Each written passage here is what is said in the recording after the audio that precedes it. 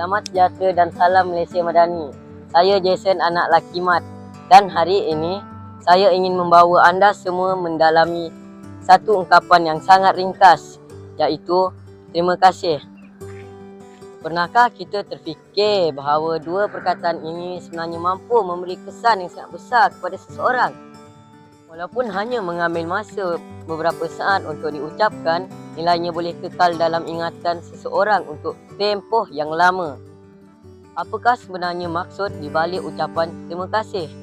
Mari kita sama-sama mengetahuinya. Terima kasih ialah ungkapan penghargaan terhadap kebaikan, bantuan atau jasa yang diberikan oleh orang lain. Ia menunjukkan bahawa kita menghargai pengorbanan, masa dan usaha seseorang walaupun bantuan yang diberikan itu kelihatan kecil. Di sekolah, kita menerima pelbagai bentuk bantuan setiap hari.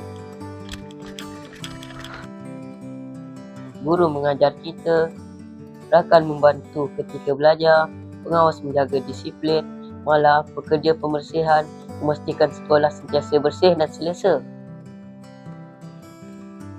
Mengucapkan terima kasih bukan sekadar satu adab, malah ia mencerminkan kepribadian yang baik.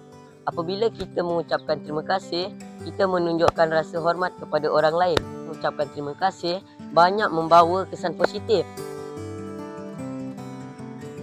Pertama, ia mengeratkan hubungan sesama warga sekolah. Kedua, ia mewujudkan suasana yang lebih harmoni dan saling menghormati. Ketiga, ia menggalakkan budaya saling membantu tanpa mengharapkan balasan.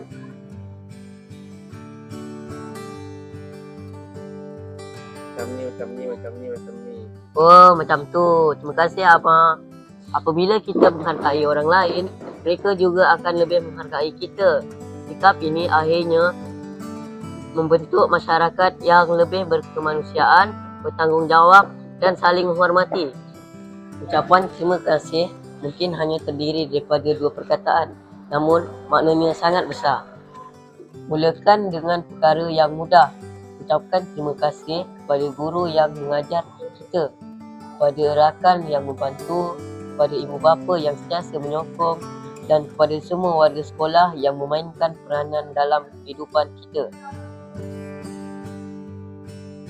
Kerana setiap kebaikan yang dihargai akan melahirkan lebih banyak kebaikan. Jadi, mulai hari ini, jangan lupa mengucapkan Terima kasih, Cikgu. Terima kasih, Cikgu. Terima kasih, kelas. Terima kasih. Terima kasih. Terima kasih. terima kasih. Terima kasih. Terima kasih.